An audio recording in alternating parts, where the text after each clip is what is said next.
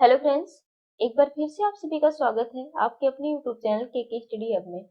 आज के इस वीडियो में हम लोग सिंचाई एवं नहरों से संबंधित महत्वपूर्ण प्रश्न देखेंगे। तो चलिए शुरुआत करते हैं। पहला क्वेश्चन है, भारत में सर्वाधिक विस्तार सिंचाई विस्तार वाला राज्य है पंजाब, उत्तर प्रदेश, हरियाणा, मध्य प्रदेश। तो इसका जो राइट आंसर होगा वो हो जाएगा ऑप्शन ए, पंजाब। भारत में सर्वाधिक सिंचाई विस्तार वाला राज्य कौन सा है? पंजाब। नेक्स्ट क्वेश्चन देखेंगे, सूक्ष्म सिंचाई की पद्धति के संदर्भ में निम्नलिखित में से कौन से कथन सही हैं? मृदा से उर्वरक पोषक हानि कम की जा सकती है। यह वर्षाहीन खेती की सिंचाई का एकमात्र साधन है। इससे कुछ कृषि में भौम जल स्तर का कम होने से रोका जा सकता है। पूर्ति है केवल एक, केवल दो और तीन, केवल एक और तीन, एक दो और तीन। तो इसका जो राइट आंसर होगा केवल एक और तीन। जो सूक्ष्म सिंचाई पद्धति है इससे इसमें पहला ऑप्शन सही होगा कि मृदा से उर्वरक पोषक हानि कम की जा सकती है, और तीसरा सही होगा इसमें कुछ कृषि क्षेत्रों में भौम जल स्तर को कम होने से रोका जा सकता है। क्योंकि इसमें जल के उपयोगी एवं अपेक्षाकृत का कम प्रयोग करने के कारण उन क्षेत्रों में जहाँ पे अधिकांशता है तो वहां पे क्या होगा, नलकूपों द्वारा सिंचाई होती है और भौम स्तर को कम होने से रोका जा सकता है। तो इसलिए ये पहला और तीसरा सही हो जाएगा। नेक्स्ट क्वेश्चन देखेंगे, जीवन रक्षक अथवा बचाव सिंचाई इंगित करता है लगातार पानी का बहाव, क्रांतिक समृद्धि अवस्था पर सिंचाई, पीडब्ल्यूपी सिंचाई, गीला करना फिर सुखाना। तो इसका जो राइट आंसर होगा वो हो जाएगा ऑप्शन सी, पीडब्ल्यूपी सिंचाई। पीडब्ल्यूपी जो होता है सिंचाई, इसको सिंचाई जीवन रक्षक अथवा बचाव सिंचाई को इंगित करता है। ये किसको इंगित करता है? सिंचाई जीवन रक्षक अथवा बचाव सिंचाई को। और पीडब्ल्यूपी का जो फुल फॉर्म होता है परमानेंट विल्टिंग पॉइंट। जो परमानेंट विल्टिंग पॉइंट होता है ये जमीन के अंदर पानी की उस मात्रा को इंगित करता है जिसे पौधे अपने उपयोग के लिए प्राप्त नहीं कर पाते। इस अवस्था में जो पौधा होता है वो मुरझाने लगते हैं, तो ऐसी स्थिति में सिंचाई जो है ज्यादा जरूरी होता है। नेक्स्ट क्वेश्चन देखेंगे,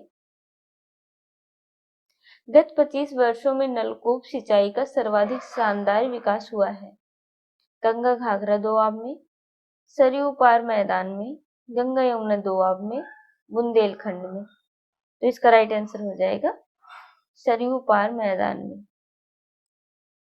नेक्स्ट क्वेश्चन देखेंगे, भारत के किस राज्य में सर्वाधिक सिंचाई नलकूपों से होती है? मध्य प्रदेश, राजस्थान, बिहार, उत्तर प्रदेश। तो इसका जो राइट आंसर होगा वो हो जाएगा ऑप्शन डी, उत्तर प्रदेश।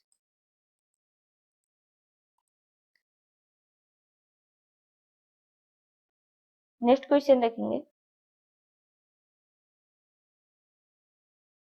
निम्नलिखित में से किस राज्य में नलकूपों द्वारा सिंचित भूमि क्षेत्र सबसे अधिक है? बिहार, हरियाणा, उत्तर प्रदेश, पंजाब। तो इसका जो राइट आंसर होगा वो हो जाएगा ऑप्शन सी, उत्तर प्रदेश। नेक्स्ट क्वेश्चन देखेंगे, भारत में माला नहर तंत्र को प्रस्तावित किया था के.एल. राव ने, दीनशा जे दस्तूर ने, विश्वेश्वरैया ने, वाई के अलग ने। तो इसका जो राइट आंसर होगा वो हो जाएगा दीनशा जे दस्तूर ने। माला नहर तंत्र जो है इसको कैप्टन दीनशा जे दस्तूर ने प्रस्तावित किया था, जबकि नदी जोड़ने का पहली बार जो विचार सिंचाई इंजीनियरिंग विश्वेश्वरैया ने दिया था। नेक्स्ट क्वेश्चन देखेंगे, दक्षिण भारत में सिंचाई व्यवस्था का अग्रदूत किसे माना जाता है? Sir Arthur Cotton, colonel Baird Smith, lieutenant Blane, colonel Robert Smith. तो इसका जो राइट आंसर होगा वो हो जाएगा option A, sir Arthur Cotton. Sir Arthur Cotton जो है ये ब्रिटिश सिंचाई अभियंता थे। उन्होंने दक्षिण भारतीय राज्यों में सिंचाई व्यवस्था में बहुत सारे कार्य किए थे, इसलिए इनको जो है सर आर्थर कॉटन को दक्षिण भारत में सिंचाई व्यवस्था का अग्रदूत भी माना जाता है। नेक्स्ट क्वेश्चन देखेंगे। भारत की सिंचाई क्षमता का सर्वाधिक भाग पूरा होता है बृहद बृहद परियोजनाओं से, लघु एवं बृहद परियोजनाओं से, लघु परियोजनाओं से, मध्यम परियोजनाओं से। तो इसका जो राइट आंसर होगा वो हो जाएगा ऑप्शन सी, लघु परियोजनाओं से। लघु सिंचाई परियोजना जो होती है इसके तहत 2000 हेक्टेयर से कम क्षेत्र की सिंचाई होती है। तो इसमें कुआं, नलकूप या पंप सेट हो गया, तालाब, ये सब भी शामिल कर सकते हैं हम लोग। तो भारत की सिंचाई की लगभग 62% जो है आपूर्ति लघु सिंचाई परियोजना से होती है। नेक्स्ट क्वेश्चन देखेंगे। फरक्का की नहर की जलवहन क्षमता है 75,000 क्यूसेक, 70,000 क्यूसेक, 40,000 क्यूसेक, 35,000 क्यूसेक। तो इसका राइट आंसर होगा ऑप्शन सी, 40,000 क्यूसेक। जो फरक्का बैराज है इसका निर्माण जो हुआ था 1975 में हुगली नदी में सिल्ट के जमाव को रोकने के उद्देश्य से किया गया था। और इस बैराज के दाएं किनारे से निकाली गई जो नहर थी गंगा द्वारा, वो 40,000 क्यूसेक जल संवहन की क्षमता रखती है, जलवहन की क्षमता रखती है। नेक्स्ट क्वेश्चन देखेंगे। मंगलम सिंचाई परियोजना है आंध्र प्रदेश में, केरल में, तमिलनाडु में, पश्चिम बंगाल में। इसका राइट आंसर होगा ऑप्शन बी, केरल में। केरल में जो है पलक्कड़ जिले की भरतपुझा नदी में, भरतपुझा नदी और उसकी सहायक नदियों पर कुल 10 सिंचाई परियोजनाएं जो है वो पूरी हो चुकी हैं। और इन्हीं परियोजनाओं में एक है मंगलम सिंचाई परियोजना। नेक्स्ट क्वेश्चन देखेंगे। शारन सिंचाई नहर निकलती है सोन से, गंगा से, कोसी से, गंडक से। इसका राइट आंसर होगा ऑप्शन डी, गंडक से।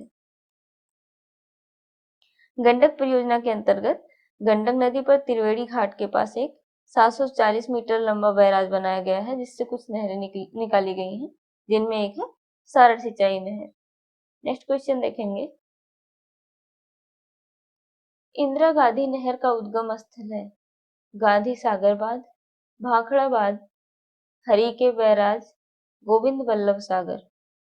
तो इसका जो राइट आंसर होगा वो हो जाएगा option C, Harike barrage. Indira Gandhi नहर का जो उद्गम है वो हरिके बैराज के निकट के ब्यास एवं सतलज नदी के संगम से होता है। नेक्स्ट क्वेश्चन देखेंगे। हरिके बैराज इंदिरा गांधी नहर का प्रमुख जल स्रोत जिसे कहते हैं, निम्न में से किन नदियों के संगम पर है? रावी और व्यास, झेलम और चिनाव, चिनाव और सतलज, व्यास और सतलज। तो इंदिरा गांधी नहर का जो उद्गम हुआ है वो हरिके बैराज के निकट में व्यास और सतलज नदियों के संगम पर हुआ है। तो इसका राइट आंसर हो जाएगा ऑप्शन बी। नेक्स्ट क्वेश्चन देखेंगे। राजस्थान नहर कहाँ से निकलती है? इंदिरा नहर कहाँ से निकलती है? रावी, व्यास, सतलज, चंबल। तो इसका जो राइट आंसर होगा वो हो जाएगा व्यास और सतलज। इसका राइट आंसर होगा बी और सी दोनों, क्योंकि इंदिरा नहर जो निकलती है वो व्यास और सतलज नदी के संगम से इसका उद्गम होता है। नेक्स्ट क्वेश्चन देखेंगे। इंदिरा गांधी नहर का निर्माण कार्य वर्ष 1958 से प्रारंभ हुआ और इसका उद्गम है सतलज नदी पर भाखड़ा बांध से, रिहंद नदी पर रिहंद घाट योजना से, महानदी पर हीराकुंड योजना से, सतलज नदी पर हरिके बांध से। इसका राइट आंसर होगा ऑप्शन डी, सतलज नदी पर हरि के बाद से। इंदिरा गांधी नहर का उद्गम जो है हरि के बैराज के निकट से व्यास और सतलज नदी के संगम से होता है। नेक्स्ट क्वेश्चन देखेंगे।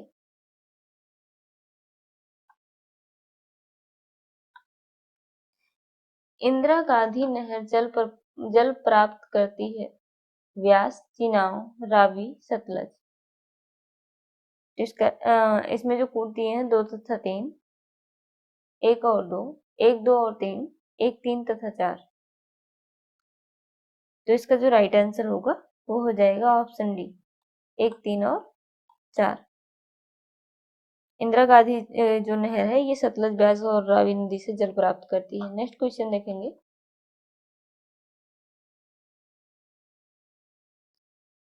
निम्नलिखित नदी परियोजनाओं में से कौन व्यास नदी के पोंग बांध के जल का उपयोग करती है? इंदिरा गांधी नहर परियोजना, पोचमपाद परियोजना, मयूराक्षी परियोजना, नागार्जुन सागर परियोजना। तो इसका जो राइट आंसर होगा वो हो जाएगा ऑप्शन ए, इंदिरा गांधी नहर परियोजना। व्यास परियोजना जो है ये पंजाब, हरियाणा एवं राजस्थान राज्यों की सम्मिलित परियोजना है। इसके अंतर्गत इंदिरा गांधी नहर में शीत ऋतु में नियमित जलपूर्ति बनाए रखने के लिए व्यास नदी पर पोंग बांध बनाया गया था। नेक्स्ट क्वेश्चन देखेंगे। विश्व की सबसे पुरानी व विकसित नहर व्यवस्था भारत में कौन सी है? गंगा नहर, इंदिरा गांधी नहर परियोजना, सिकरी नहर, कृष्णा गोदावरी नहर व्यवस्था। तो इसका राइट आंसर होगा ऑप्शन ए, गंगा नहर।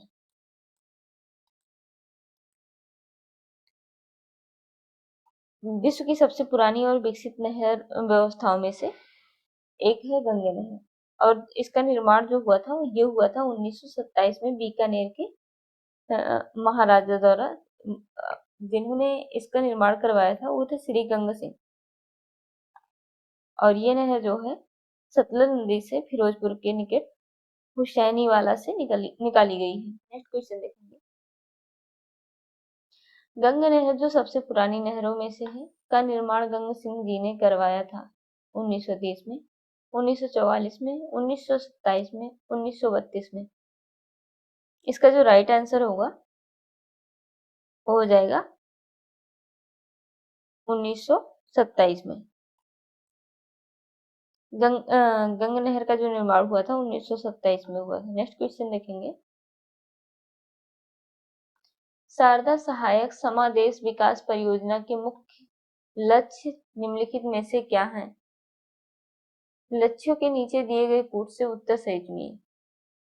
कृषि उत्पादन बढ़ाना, बहुफसली खेती द्वारा भूमि उपयोग के प्रारूप को बदलना, भू प्रबंधन का सुधार। कूट है केवल एक और दो, केवल 2 और 3, सभी। तो इसका जो राइट आंसर होगा वो हो जाएगा सभी। उत्तर प्रदेश की जो बृहद और मध्यम सिंचाई परियोजना है वो नहर प्रणालियों को सृजित सिंचित क्षमता का ढंग प्रदान करती है। इसका अधिकतम उपयोग करके बहुफसली खेती और भू प्रबंधन के सुधार के लिए मतलब बहु प्रबंधन सुधार से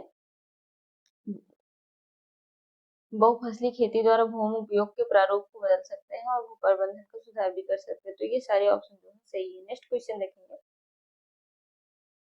निम्नलिखित कथनों में से कौन सा एक सत्य नहीं है? घग्गर के जल का इंदिरा गांधी नहर में उपयोग किया जाता है। नर्मदा अमरकंटक क्षेत्र से निकलती है। निजाम सागर मांजीरा नदी पर स्थित है। पेन गंगा गोदावरी की सहायक नदी है।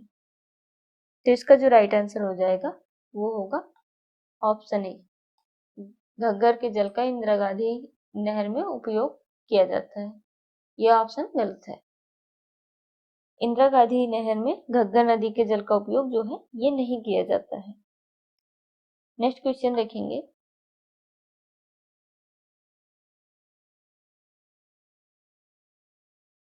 निचली गंगा नहर का उद्गम स्थल गंगा पर है। हरिद्वार में, नरौरा में, बरेली में, कानपुर में। तो इसका जो राइट आंसर होगा वो हो जाएगा ऑप्शन बी, नरौरा में।